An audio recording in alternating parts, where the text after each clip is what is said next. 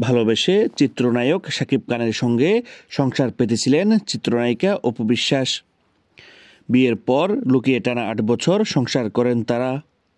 2017 সালের 27 সেপ্টেম্বর তাদের কোল জুড়ে আসে পুত্র সন্তান আব্রাহাম খান জয়। এরপরই পাল্টে যায় শাকিব অপুর জীবনের মোড়। কারণ সন্তানের বিষয়টি গোপনে রাখতে চেয়েছিলেন এই অভিনেতা। একই বছর গণমাধ্যমে পুত্র সন্তানের কথা প্রকাশ করার পরেই ভেঙে যায় শাকিব অপুর সংসার। যদিও এসব এখন পুরনো হয়ে গেছে, তবুও মাঝে মাঝে শাকিবের সঙ্গে কাটানো মুহূর্তগুলো স্মরণ করেন অপু।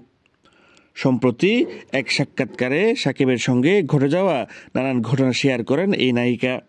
তিনি জানান, তার সঙ্গে দেখা করতে কিছু না জানিয়েই ভারতের শিলিগুড়ি গিয়েছিলেন শাকিব।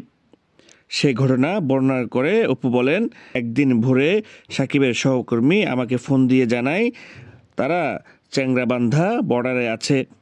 তখন বিছানা থেকে লাফিয়ে উঠে আমার মেজ বোনকে বললাম শাকিবের কাণ্ড। সে পুরোটা দাদাকে বলল। দাদাও ঘটনা জেনে লাফিয়ে উঠল। তিনি আরও বলেন, শুটিং ফাঁকে দিয়ে সারা রাত বাসে চড়ে সেখানে গিয়েছিল শাকিব। এমন অবস্থায় দাদাকে বললাম। তিনি সঙ্গে সঙ্গেই গাড়ি নিয়ে বর্ডার পর্যন্ত চলে গেল। সঙ্গে আমিও ছিলাম। এরপর দাদা শিলিগুড়িতে শাকিবের সঙ্গে একটি হোটেল বুক করেন।